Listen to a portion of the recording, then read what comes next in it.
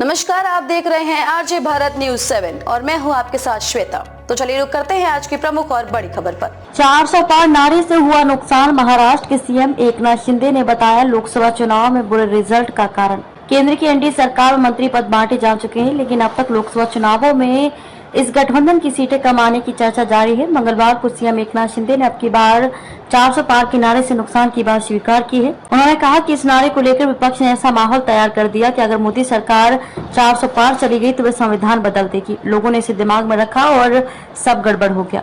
यही हमारी महायुति के लिए भारी पड़ा। मुख्यमंत्री एकनाथ शिंदे ने लोकसभा चुनाव में कम आई सीटों पर खुलकर बोला। शिंदे ने खेती और किसानों के मसले पर कहा कि सरकार ने बांस की खेती के लिए सब्सिडी देने का फैसला किया। एकनाथ शिंदे की उपस्थिति में फसलों के न्यूनतम आधार मूल्य निर्धारित करने के लिए केंद्रीय कृषि मूल्य एवं मूल्य आयोग की बैठक हुई। उन्होंने स्वीकार किया कि मराठवाड़ा और विदर्भ में सोयाबीन व कपास के किसानों को थोड़ी परेशानी हुई। कहानी बनाएगी, पीएम मोदी की तारीफ करते हुए शिंदे ने कहा उन्होंने पिछले 10 सालों से बिना छुट्टी लिए काम किया है, लेकिन क्या हुआ, जो कहानी बनाएगी उसमें हमें कुछ जगहों पर नुकसान हुआ। महाराष्ट्र में भी हमें नुकसान हुआ। संविधान बदल जाएगा, आरक्षण खत्म हो जाएगा, ये चर्चाएं थी। ऐसा कुछ नहीं होना था, लेकिन 400 पार की संख्या ने सारी समस्याएं पैदा कर दी। उन्होंने कहा कि किसान नाखुश। तो फसलों के समर्थन मूल्य के मुद्दे पर शिंदे ने कहा कि भारत एक कृषि प्रधान देश है और किसान अन्नदाता है। उन्होंने कहा कि अगर किसान नाखुश है तो कोई भी खुश नहीं रह सकता। उन्होंने कहा कि वह जल्द ही केंद्रीय कृषि मंत्री से मिलेंगे और प्याज, कपास और सोयाबीन के लिए न्यूनतम समर्थन मूल्य की मांग करेंगे।